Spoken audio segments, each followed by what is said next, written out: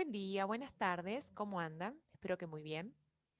Bueno, nos quedan muy pocas clases en las cuales abordaremos aquellos textos que nos dan algunas pautas y herramientas para poder estar atentos en el aula a ciertos signos, a ciertas conductas que nos pueden llamar la atención y un marco para poder entenderlas. En esta oportunidad vamos a trabajar con la violencia, ¿sí? Y también los efectos psíquicos, ¿sí? Del maltrato.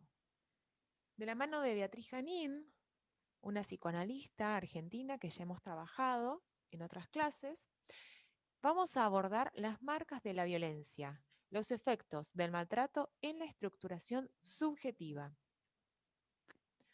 Para eso, la autora comienza haciendo un recorrido por las diferentes formas del maltrato, ¿sí? Y entre ellas menciona la violencia social, familiar, la violencia desatada a lo largo de la historia del sujeto, la explotación de menores, los golpes, el hambre, el abandono, la no asistencia a las enfermedades, la apropiación ilegal, el abuso sexual, entre otras, son todas formas de maltrato.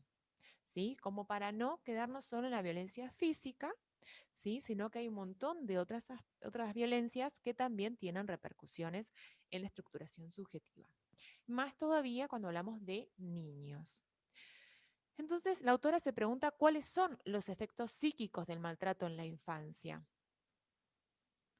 Va a trabajar en este texto sobre tres ejes. Uno es sobre los determinantes de la violencia de los adultos contra los niños. ¿Sí? Analiza qué lleva a un adulto a maltratar a un niño, cuáles son las características de las familias que ejercen violencia sobre los niños. Otro de los ejes son qué efectos sufre la constitución subjetiva frente a los embates de la violencia adulta, es decir, qué efectos tiene en un niño, ¿sí? En los maltratos sufridos por parte de los adultos. Y en último eje es el lugar del analista, ¿sí? El lugar del psicólogo en el maltrato infantil. Nos vamos a centrar en estos primeros dos ejes. Cuando habla de los adultos violentos, las familias violentas, ella brinda algunas características para entender y situar las características de los adultos que ejercen maltrato. Generalmente son familias muy cerradas, donde no hay un intercambio fluido con el resto del mundo, ¿sí? Los vínculos son de pegoteo, de desconexión afectiva, ¿sí? Estos vínculos intrafamiliares llevan a que cada uno está en la suya, aislados, absolutamente solos, porque no hay conexión afectiva. Pero a la vez no se puede separar de los otros, ese es el pegoteo, ¿no? No hay espacios individuales, pero tampoco se comparte. Todo es indiferenciado y el contacto suele ser a través del golpe, ¿no? Es decir que cada uno está en la suya, pero a la vez dependiendo del otro. El pegoteo muchas veces se da, o esta indiscriminación, en los espacios físicos, por ejemplo, ¿sí? Desde dormir todos juntos, ¿sí? Como, por ejemplo, la cuestión comunitaria de la ropa, ¿sí? Algo que es propio de cada uno, bueno, acá no está presente, que nadie es libre de decidir sobre eh, qué ropa usar y qué ropa no, ¿sí? Es decir, que hay un pegoteo como algo, en cuestiones más simbólicas. Situaciones que suelen funcionar como desencadenantes del maltrato son varias. Una de ellas es el llanto del bebé. ¿Por qué? Porque suele generar en ese adulto una reviviscencia, si se moviliza la propia inermidad, el desamparo, resulta insoportable, ¿sí? Y se busca callar de cualquier modo. La violencia es una de ellas. Otra de las situaciones que funcionan como desencadenante de maltrato en estas familias es el comienzo de la ambulación, cuando empieza a separarse físicamente a través de gatear, de caminar, ¿sí? Eso suele ser vivido como catastrófico para el adulto, ¿no? Porque es incontrolable, el niño se vuelve incontrolable, se mueve y eso suele desatar respuestas violentas también. Otra situación es el control de esfínteres, ¿sí? La dificultad en el control muchas veces es vivida como un ataque, como un desafío a la omnipotencia parental, ¿sí? El sentido como personal, como que me lo hace a mí. Otra situación es la entrada a la escuela, ¿sí? Como salir al mundo, a una mirada social, eh, que de alguna manera le muestra otras formas de vida, ¿no? Bueno, lo propio, visto como ajeno, que otros sepan, puede ser vivido como siniestro, ¿no? Y generalmente aquel hijo con el que mayor identificación se moviliza, mayor intensidad es del rechazo. Otra de las preguntas que se hace Beatriz es, ¿a quién maltratan al maltratar a un niño? Bueno, generalmente a lo insoportables de sí mismo, ¿no? Aquellos que quisieran destruir en sí mismo y que retorna desde el otro. Por eso aquel hijo con el que mayor identificación tienen es sobre el cual se vuelca la mayor violencia. Esto es fundamental, es lo propio que retorna, ¿sí? Es aquello insoportable de uno mismo que retorna desde el afuera, que se busca destruir, aniquilar, silenciar. El niño entonces queda ubicado por los adultos como un ser inferior, alguien a ser dominado, ¿sí? O como un igual al cual no se van a tolerar las diferencias, ¿sí? No se puede dar un lugar de semejante diferente, no se le reconoce como tal, ¿sí? Y esto se vuelve fundamental en la constitución psíquica de un niño, ¿sí? Que se le dé un lugar de semejante diferente, que se lo pueda reconocer como tal, le va a permitir al niño constituir un funcionamiento deseante, tener una imagen más valiosa de sí mismo, ir construyendo un bagaje de normas o de ideales que lo sostenga en momentos de crisis. Bueno, eso no lo tienen estos niños maltratados. Otra cuestión que aborda es la transmisión de la violencia. Hay una transmisión de violencia a través de las generaciones, ¿no? Puede ser vivida o puede ir dejando agujeros representacionales. ¿Sí? ¿Esto qué significa psicológicamente? Significa un agujero representacional es la incapacidad de poder construir, ¿sí? O de poder elaborar eso que pasa. Cuando una generación no habla sobre algo por vergüenza, por angustia, por temor, queda en el lugar de lo indecible, ¿sí? Muchas veces desde el secreto familiar, desde el silencio familiar, ¿sí? Termina pasando a la generación siguiente como algo innombrable, algo que ni siquiera se puede nombrar. Y si esto persiste desde este lugar, pasa a la tercera generación como algo impensable, ¿no? Es decir, que esta transmisión va generando zonas de silencio representacional, dificulta el pensamiento, no se puede elaborar, no se puede entender, no se puede pensar. También hay transmisión de modos vinculares violentos que generan perturbaciones en las interacciones familiares. Hay recuerdos traumáticos que son abolidos, son bloqueados por la memoria, ¿sí? Y en la memoria generacional también. Entonces, hay una generación que lo bloquea y se expulsa inconscientemente a la generación siguiente. Entonces, hay recuerdos que retornan de diferentes modos y la repetición obtura la posibilidad de un camino creativo, de hacer algo diferente, de romper con esa cadena. Vamos a analizar los diferentes tipos de maltrato. Tenemos el maltrato por exceso, sí que es por la ruptura de las barreras de protección, antiestímulo, en donde el dolor arrasa contra todo entramado psíquico y hay una tendencia a, a no dejar huellas, sino a expulsar todo lo que ha sido inscripto psíquicamente. ¿Sí? Es el maltrato por exceso. Ahora, el maltrato por déficit tiene que ver con la ausencia de cuidado, de contención. Es el caso de niños abandonados que quedan a merced de sensaciones y exigencias internas donde no hay un otro que responda, ¿no? Entonces la libido no puede ligarse a nada. Hay un mundo que no se puede construir desde lo representacional. Lo que se produce acá es un desfallecimiento precoz de las envolturas, si esto se refiere más a nivel psíquico, ¿sí? Entonces esto lleva a una imposibilidad de elaborar esa ausencia, en tanto no hubo sostén ni presencia materna. ¿Sí? Son traumas por vacío, por ausencia. Hay también otros tipos de maltratos. Por ejemplo, cuando se fuerza a un niño a quebrar su soporte identificatorio, ¿sí? A quebrarlo, decirle sos un tonto, que él se vaya construyendo desde esa mirada, sos un desastre, sos malo, ¿sí? A través de la denigración permanente, a través de las amenazas, a través de exigencias desmedidas, ¿sí? Para la edad que tiene. Bueno, todo eso van dejando marcas de dolor, ¿sí? Y hacen también que su soporte identificatorio se vea quebrado. Ustedes siguiendo el texto van a ver que hay dos casos clínicos que analiza la autora en estas páginas, ¿sí? Que tomaremos como modo de trabajo, ¿sí? Que ustedes van a elegir con cuál de ellos trabajar y a partir de elegir uno de esos casos, con algunas orientaciones, algunas coordenadas, irán analizándolo.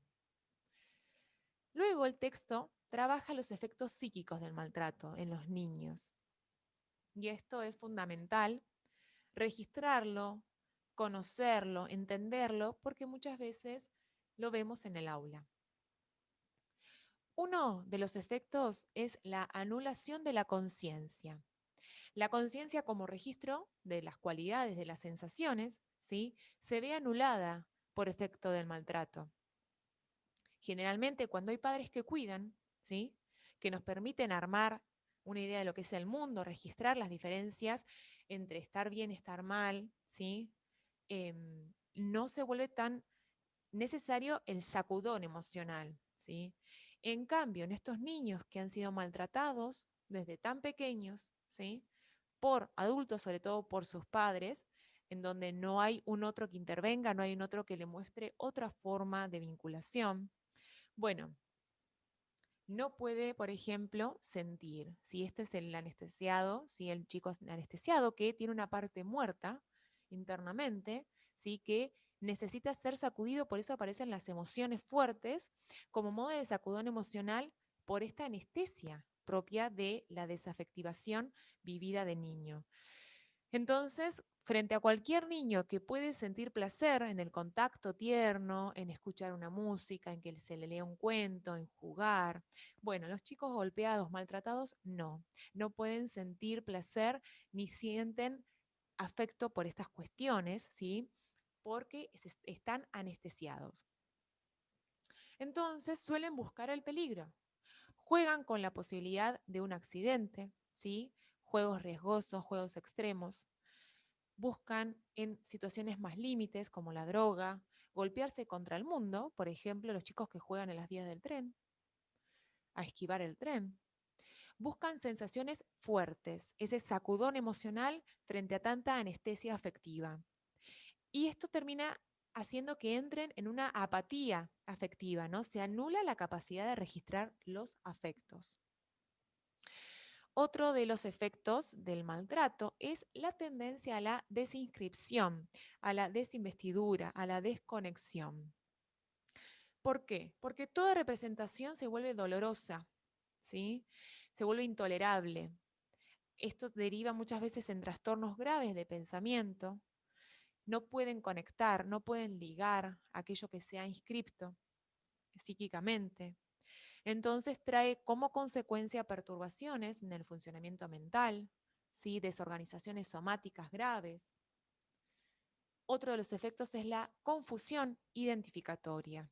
¿Por qué? Porque quedan arrasados en sus ejes identificatorios. Esto que hablábamos hoy, ¿sí? El niño se termina perdiendo, no sabe quién es, no sabe qué tiene que hacer, porque hay un otro que está rompiendo constantemente su soporte identificatorio. Muchas veces la forma de salir de esa confusión identificatoria es ubicando un enemigo externo, ¿sí? O un mundo externo como peligroso, ubicando en el afuera esa peligrosidad. Entonces son chicos que están todo el tiempo a la defensiva. O la otra forma de resolver esta confusión identificatoria es ser el malo, ¿no? Ubicarse en este lugar que tanto le han hecho creer, identificarse con el niño malo o el niño tonto, dependiendo también de cuál fuera la denigración sufrida, ¿no?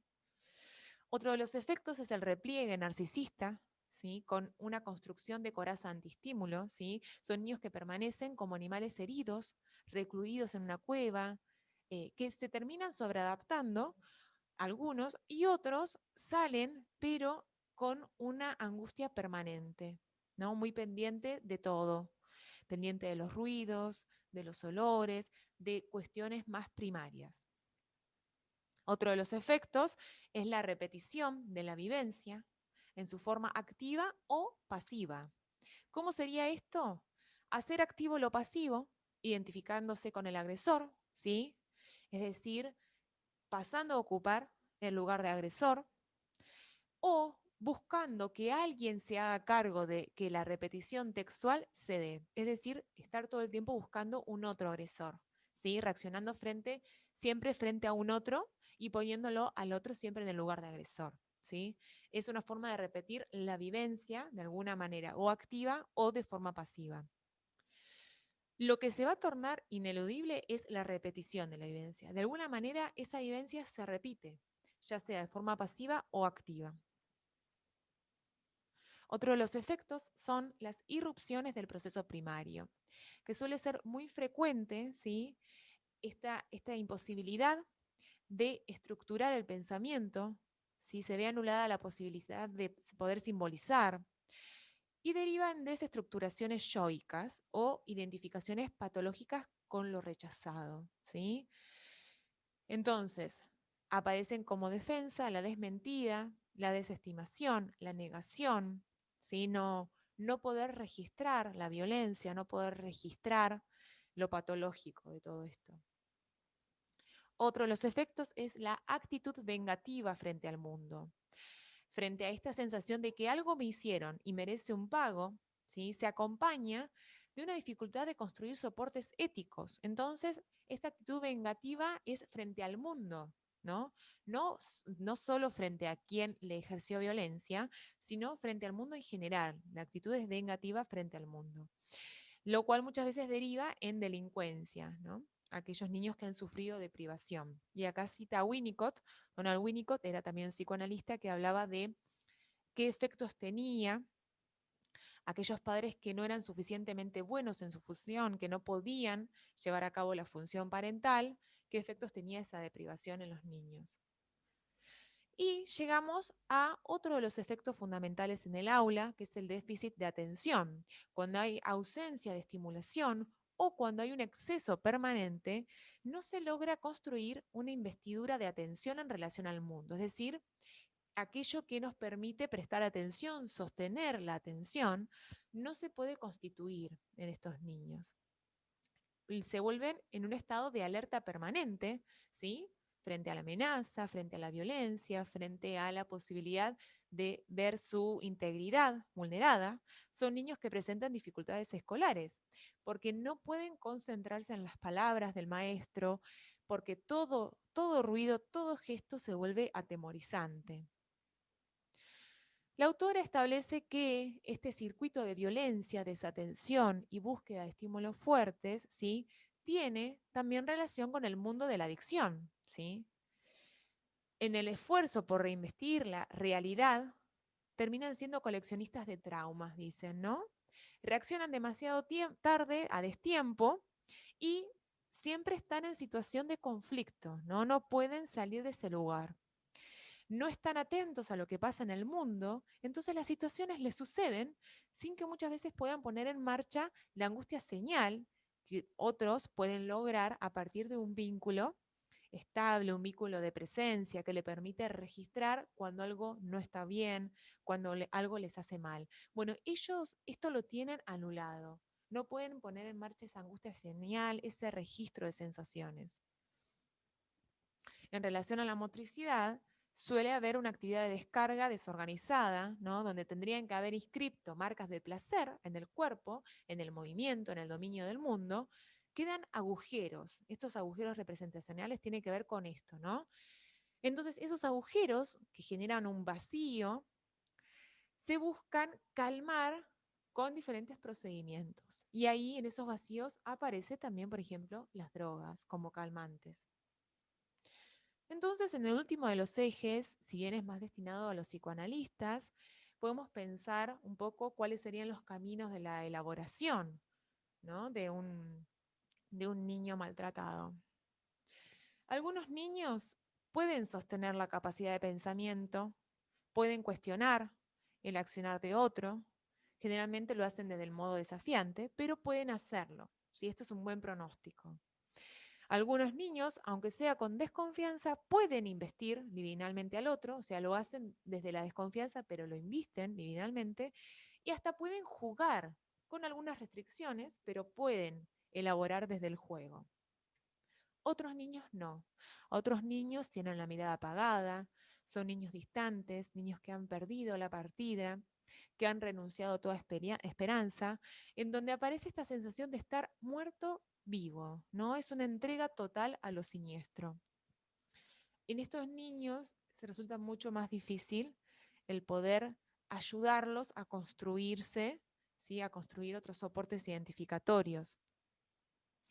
Entonces, para la elaboración del trauma, lo que dice Beatriz Janín, es necesario tomar en cuenta la naturaleza del trauma, ¿sí? ¿Cuál es el origen de este trauma?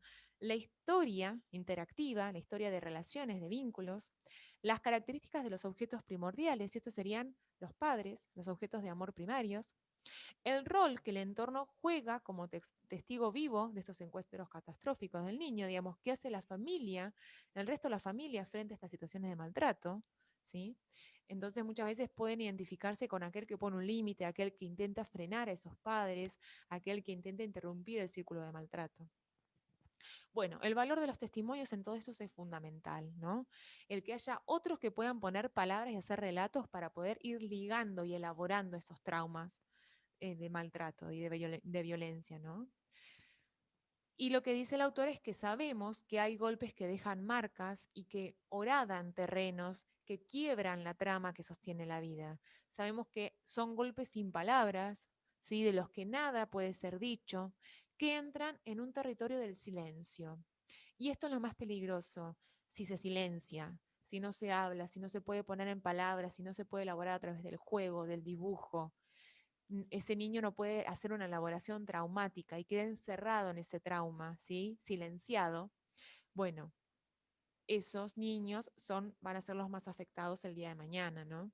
Es por esto que es tan importante escuchar a un niño, darle la palabra es fundamental, darle un espacio de escucha, darle un espacio para que pueda ir poniendo en palabras aquello que ha vivido, aquello que ha sufrido. Es fundamental que se puedan ir recomponiendo los lazos con el mundo, ¿sí? Los vínculos con el otro, ¿sí? Porque si los primeros vínculos, si esos vínculos primarios fueron de violencia, tiene que poder ver que no todos los vínculos son así. Por eso es esto de recomponer los lazos con el mundo. Y para eso, como analista, se desciende a los infiernos del maltrato, ¿no? Se va a contactar con los aspectos más tenebrosos de la vida de ese paciente, porque la idea es ir pudiendo significar, pudiéndole significado, historizando su historia, ¿sí? Historizando su vida, dando lugar a que se generen nuevos vínculos, ¿sí? Diferentes, abriendo la posibilidad creativa. Entonces, hasta acá el texto de Beatriz Janín. A mi criterio es bastante fuerte leer sobre maltrato, suele ser muy movilizante, sobre todo cuando hablamos de maltrato infantil, viendo cuáles son los efectos que tiene en la estructuración psíquica a largo plazo, viendo cuántas cosas podrían ser diferentes en las historias de esos niños si no estuviera el maltrato presente desde el momento de vida, ¿sí? Viendo qué importante es intervenir en las situaciones de maltrato infantil, cortar con eso a tiempo, darle otro espacio para que ese niño se pueda constituir psíquicamente. Bueno, tiene un montón de implicancias. Nosotros hacemos un breve recorrido y resumen de los puntos principales a tener en cuenta, como herramientas también para ustedes, para pensar en el aula frente a casos de chicos que por ahí tienen dificultades para concentrarse, ¿sí? Y para también tener un abanico de herramientas o recursos para saber lo que puede estar viendo ese niño en su casa. Bueno, la propuesta entonces para esta clase es tomar uno de esos dos casos que yo les mencionaba, Lucas, Tomás, Ana y el movimiento, y analizarlo desde algunas coordenadas que verán en la plataforma. Que tengan una buena semana y les mando un saludo muy grande.